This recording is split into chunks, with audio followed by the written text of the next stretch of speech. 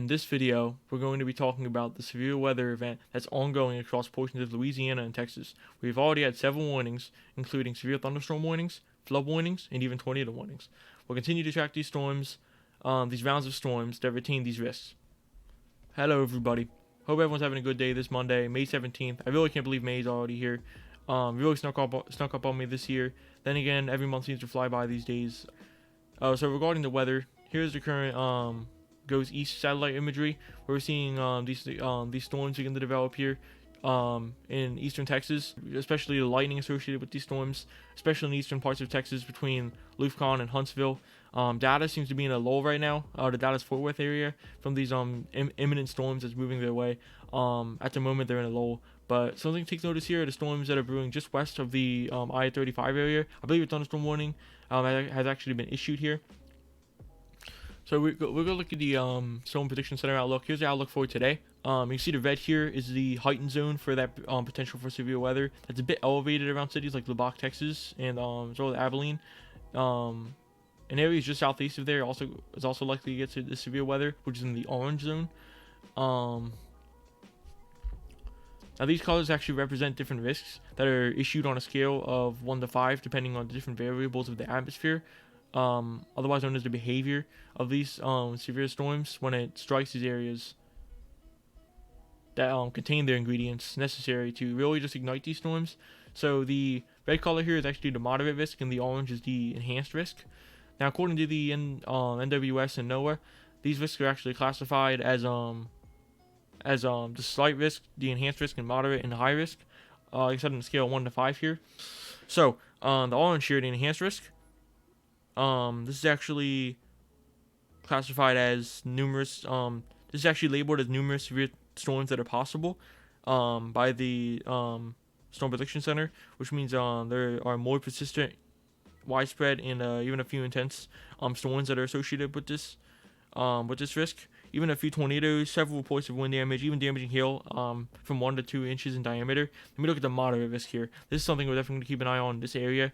As we look at the other risks associated with this severe weather event we have going on today, where we had the moderate risk actually is labeled as widespread severe thunderstorms that are likely, which also involve long-lived, widespread, and intense storms, even strong tornadoes, widespread wind damage, even destructive hail in 2 inches, 2 inches plus in diameter, which is what we're certainly going to see today.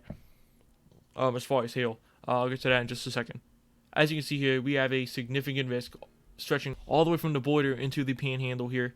So very, that's one of the highest hail risks you can get. That's actually on the 6 out of 6 scale here. That's the highest risk you can possibly get with this hail. So we're most likely going to see gorilla-sized hail, guys. We also have 60% here in this area, just on that's being overlapped by the significant hail threat. So this area right here, really from Lubbock to Abilene, Texas, this is really what's really prompting that moderate risk. This is the main risk we're going to be watching out for today. This hail risk, 60% to significant threat in this same area. Although the significant threat is really going to be stretching out even into southwestern Oklahoma here, and all the way down into the Gulf. So really all the way down here into the Mexican border. So very, very high hail risk here. Move on to the wind outlook here. You can see here that's mainly going to be placed just more east than where we're seeing this hail, mainly in north central Texas. So I looked into future radar. Any kind of thunderstorms you see beginning to develop here, this is where they're going to be mainly associated with wind here. Possibly may see some bow echo show up on the radar. So some storms associated with a lot of winds in this area. We see a 30% here. So it's actually only 3 out of 6 scale here. So quite a lot. It's going to be quite windy here in these areas. So now we actually look at the tornado risk. Again, really in the same area between Lubbock and Abilene, Texas. So it's going to be more condensed than previous weather events that we've seen that stretch all the way from the panhandle of Oklahoma all the way down into coastal Texas. It's not going to be like that. It's really going to be condensed here. As it moves east, it's actually going to the threat's actually going to diminish, and they're going to weaken significantly. But as far as wind, it's really going to be placed here. As far as tornadoes, it's really going to be placed here in the same area that the hail is placed in. It's actually at a 10% chance here. So I'm basing it off of a 1 out of 8 from a 1 to 8 scale. I'm not really including this below 2% because that's actually very low chance for tornadoes. But I mean, still possible. EF0 is still possible, and even some funnel clouds. But or the mean risk here is from 2% to a significant threat. So what we're facing for today and into tonight is right here. We see this 10% chance here of tornado development here. So a lot of rotation can be associated here. Even some EF0s, EF1s, possibly even some EF2s as well are expected with these line of storms here. We actually look here and the Storm Prediction Center summary here. Mainly due to this convection and wind shear. Those are two main ingredients that we have associated with this. So taking all these different panels into consideration, we look at the 4 panel, take all of these into consideration here, we get this.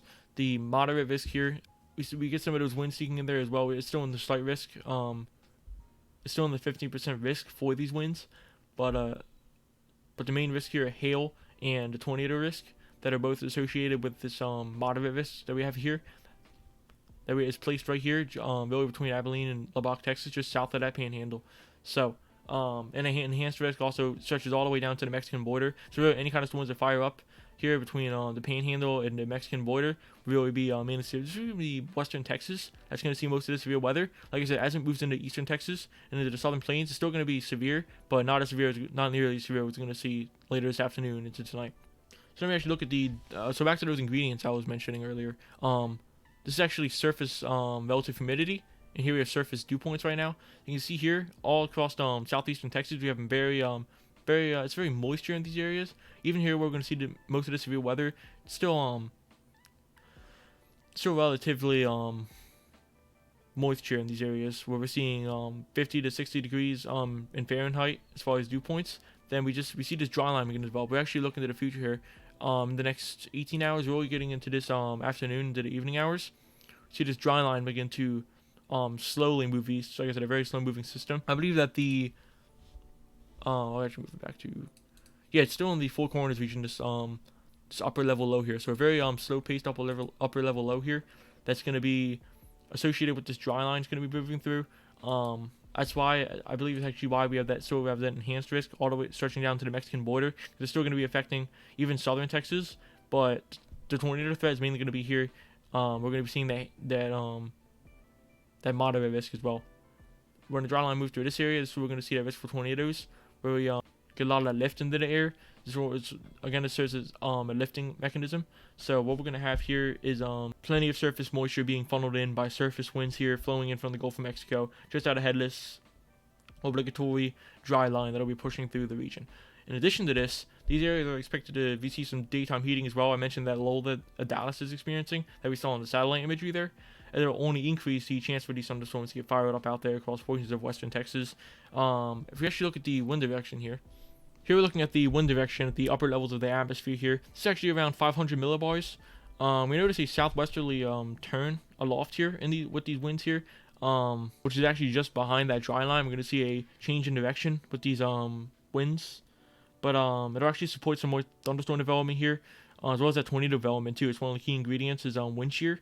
So of course we have those low-level winds that are increasing out there that are maintaining these storms throughout the overnight hours, and these surface level winds are actually, see here we get closer to the surface here. They're mainly going to be southeast, pushing in moisture from the Gulf. They're going to be mainly southeast. While we move over a little more to the west, we can see they're flowing in more from a southwesterly flow. You see that almost a contrast here, especially as they move closer to the surface here. So mainly southerly flow.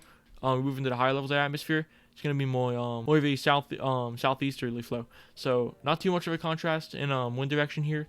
That's why the tornado risk is not significantly high, but it's still a chance, and this is one of the main reasons why. So like I said, this southerly flow is really going to last all throughout the overnight hours. So it's really going to be maintaining this system.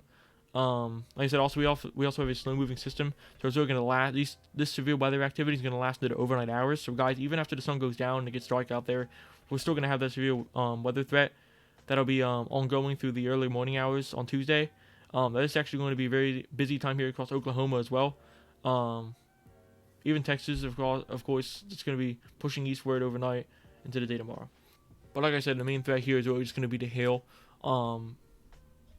Due to some of that colder air aloft, I infer that it's going to be the most severe threat we're going to have here. It's something to definitely watch out for. So tornadoes associated with this as well as the hail. So that's why we're getting moderate risk here. Just one behind the max risk you can get, the high risk. You know, it may even be upgraded depending on how much the situation worsens here. It may even get upgraded to a high risk. I'm not really sure. It's up to the NWS to decide. Another threat that I've actually forgot to mention here is going to be associated with the southern plains, even the southern plains. So not just Texas here. It's going to be associated with the southern plains and in the west and westward into Texas. You guys, it's a flood alert. You guys have to be on alert for flooding as well, as you'll have that significant heavy rain associated with this group of storms as well. It's going to be very slow moving. Like I said, a very slow moving system here. So we actually look at the 48-hour QPF here, quantitative precipitation forecast. See here, 2 inches here as we get into the Dallas area, but as we move more northeast into northeastern Texas, it significantly skyrockets to 9 to 10 inches of rain here. It's a very heavy rainfall. It's going to be lasting for hours at a time, especially even into we actually move up to the 50 hour range here. Not going to be as accurate, but we're still seeing these rain totals really increase here in portions of the southern plains here. Still up to an inch in some of these areas. Just make an inch here in portions of northwestern Louisiana and southeastern and southwestern Arkansas. But like I said, really southeastern Oklahoma and northeastern Texas are going to see most of this rainfall, even into the Dallas area, seeing well above an inch there. So just be on the lookout for flooding, guys. I'm sure we've already seen a few flash flood warnings from some storms that have popped up in Louisiana. So really, it's going to be this consistency that we're seeing with these pop-up thunderstorms. Like I said, there's one more ingredient that I'm going to mention. I'm actually going to go over. It's the convection that we're seeing, which can explain why we're getting these pop-up storms one after another, bringing this flood threat as well. Also, keep in mind that the ground was already saturated in many places across this region, meaning it only take a scant rain accumulation to cause big problems, especially uprooted trees. So we look at timing here for these storms today. This is I feel like I should actually change it to the reflexivity model, the HRRI, to get a better look at these storms here. So we actually look a little farther into this. Is going to be throughout today as I'm pushing this as I'm moving this animation here. It's actually going to be throughout today. Seeing some storms getting clustered up here in just a few hours from now in southeastern Texas. Really, like I said, really look at this. You can see how this line just explodes out of nowhere. It's really going to be a quick developing storm, but a very slow moving storm as well. So it's going to pop up quickly, but exit the area very slowly.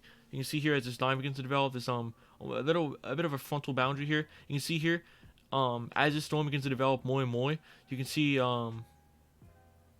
we can see some shelf cloud development, even some supercell development in some of these areas. And you can see right here, this is actually where this wind threat was, right here, where we saw that 15. I'm pretty sure it's 15% chance of wind development here. You can see this is where this line of storms are moving here. Maybe even see a bow echo here as this really line of supercell storms moves on through here. So in this area right here, when the storms really get to develop, the hail isn't going to be as bad, the tornado risk isn't going to be as severe, but we're really going to see this wind threat in this area right here.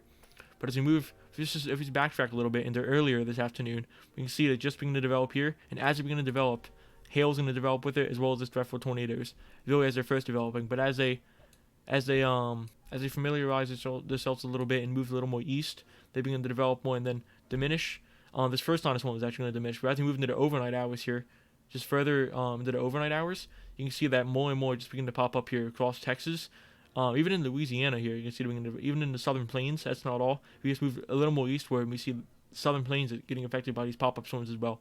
Although not nearly as severe as they're going to be in Texas. I'm actually looking to tomorrow's severe weather threat. Like I said, it's going to go to the overnight hours, even into tomorrow here. As you can see, this is around tomorrow, I believe. What is 37? Yeah, this is going to be by tomorrow here. You can see you can see right here on the reflexivity radar that village is going to be moving on through eastern Texas. That's where that's going to be. I'll go ahead and show you guys the Storm Prediction Center outlook for tomorrow. The categorical outlook. Like I said, as they may look more intense and intimidating as they begin to develop, but really the main threat here is going to be the wind. But as you move into tomorrow, even those winds are going to diminish. We only have a slight risk here. This is actually a 2 out of 5 risk. Really, the Dallas Fort Worth area is still going to be in this threat here. So for really 2 days in a row here, they're going to be receiving these super thunderstorms. So flooding here in Dallas is definitely going to be a big concern here. Look at the 4 panel here. The The tornado risk especially is going to be quite low, only at 2%. Nothing too severe. May see some rotation, but that's about it. Possibly any F0. If we look at tomorrow's hail and wind outlook, it's actually going to stretch into the upper Midwest as well. We're going to see some more of those storms pop up further up into the Midwest, upper Midwest. I'll show you guys right now. If you fast forward, this is by tomorrow morning. You can see I'm just beginning to develop here in Arkansas. I'll go ahead and show you guys the Euro model now. See, I have much of an agreement here with this system here. We just backtrack a little bit.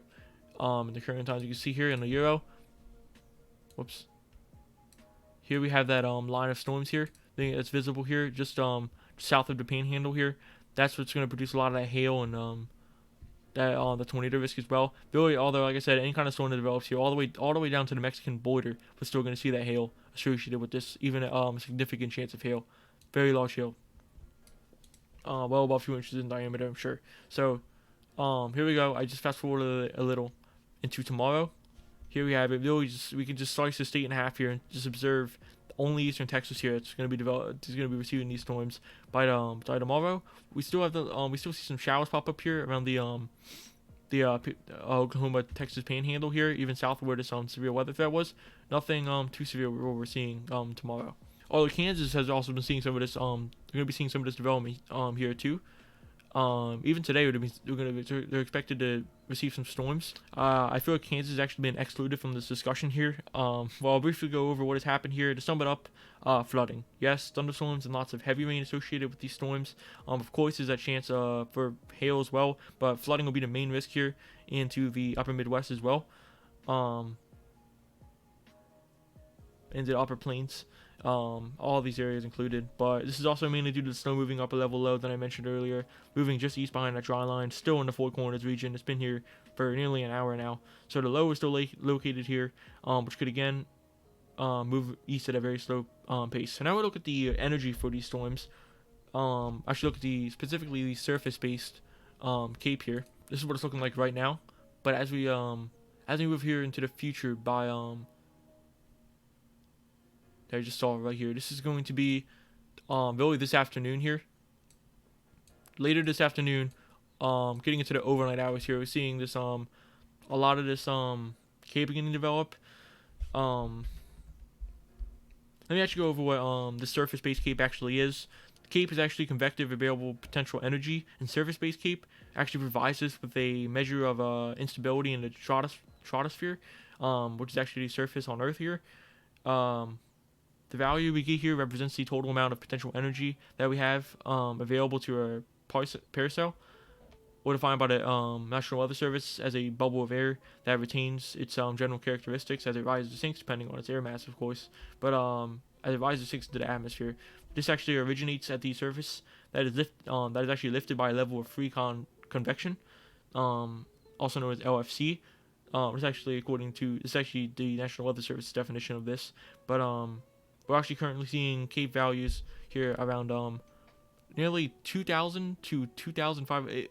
We're always touching almost nearly 3,000 here, 2,989 joules per kilogram. Very high convection levels here. We actually moved southeast here. We are certainly reaching 3,000 here along the coastline. Again, this is to be explained by the moisture and of course other elements that are being funneled in from the Gulf here. But this is where we're going to see the severe weather break out here. So you guys see it's not going to be quite as bad here in the Panhandle, but as you move a little more south, this is where we see that tornado development here, especially where this little red bubble is. It's actually, we're seeing 3,000 joules per kilogram here. Certainly some tornado development here, as well as the hail. You can see it stretches all the way down to the Mexican border. I feel like it's why we have that enhanced risk stretching all the way down here into the border, all the way up into the Panhandle, because it is high convection. So certainly a chance for those tornadoes and hail as well. So overall, the energy is quite maximized around the southern part of the state of Texas, closer to the Gulf, but tomorrow we'll also have plenty of energy here. I'll fast forward into tomorrow. Whoops, way too far. Here's around tomorrow. We're still seeing this, as it moves more east, we're still seeing this convection stick around here in eastern Texas. We're going to see that thunderstorm development. Still at around anywhere from like 500 to 1,000. Even getting to 2,000 here as you move towards the Dallas area. Like I said, it's going to be getting slammed with thunderstorms here over the next few days. So tomorrow we still have that risk for severe weather. But like I said, not as quite as bad as today. So again, we'll look back to the surface and upper level. This is actually the upper level moisture here. I'll fast forward here, and we're still seeing this moisture being floating here. I'm sure by tomorrow it's still going to be flowing in. This is by tomorrow right here. Still, you can see the dry line right here, right in the middle of Texas here. So we're going to be seeing that thunderstorm development all the way down to the Mexican border. But it's not going to be like previous severe weather events where you have a full-out tornado outbreak across the whole state of Texas. Like I said, it's really going to be condensed here and just south of the Panhandle. But then again, tornado warnings are still possible across other portions of Texas. Like I said, by tomorrow, we still have that risk. It's a 2% risk, meaning we're not going to get any major tornadoes on the EF scale as like EF2s or EF3s, but still we're going to see some tornadoes possibly touch down in areas that you may not be expecting, so don't let that deceive you. But we're still seeing this dry line here. Still going to be in effect by tomorrow, although it's going to diminish. As you can see here, we get to some streak of moisture that just pushes on through here and almost compensates for that dry air. But we can see here, just before it fades away, you can still see it here in the Dallas area, so it's getting some lift here with some severe thunderstorms associated with that area. So I mentioned how the storm's going to be developing today, tonight, into the morning hours. As we look at the timing here, we're moving into tomorrow. Still, like I said, really the eastern portion of Texas. Even around 5, even in the morning hours, still seeing this cluster of storms begin to develop here in the Panhandle. So they're not out of the woods yet by tomorrow, but especially southeastern Texas and northeastern Texas and every area in between here, still going to see this severe thunderstorm development. So a very moist air mass will actually take place here, really overcompensating for that dry air which we're expected to see tomorrow. But an upper level trough will actually remain west here of the forecast area with a series of disturbances pushing out. It'll actually initiate occasional widespread showers and thunderstorms, not only tomorrow but for the remainder of the week, but nothing like we're going to see today, later this afternoon into tonight, even into tomorrow morning. It's going to be a very severe outbreak here. So high moisture is content, strong convection as well. Sum everything up, those would be the two main ingredients here. Wind shear is also an ingredient, but it's not, like I said earlier, it's not too much of a contrast in wind direction or wind speed. But convection is very high with this one. So I say it's about it. I think in the next video I'll actually cover this right here. This high pressure system that's actually bringing in this giant ridge here in the jet. That's actually bringing a more of a southerly flow, pushing in a lot of this warmer air in you can see here fair weather, not much thunderstorms or rain at all really, not much precipitation by any means. But I'll try to get in that next time. I'll actually go and give you a sneak peek right now at the Climate Prediction Center outlook here. Well above average temperatures here, very unseasonal. Even for my area here in South Jersey, experiencing a lot of above average temperatures. Specifically later this week, we're actually going to get into the high 80s and 90s by the end of this week. So definitely something to look forward to. I'm probably going to be covering that in one of my next videos. If not tomorrow, one of the coming days this week. I'll be sure to keep you guys updated on that. But overall, I hope you guys enjoyed this update here. Be sure to like and subscribe if you haven't already. I always do weekly updates. Sometimes it's not always weather updates. Sometimes I post other random content like American Truck Simulator. Maybe even other games I play like Minecraft or even Roblox sometimes. But I hope you guys really enjoyed this update. See you guys on the next one.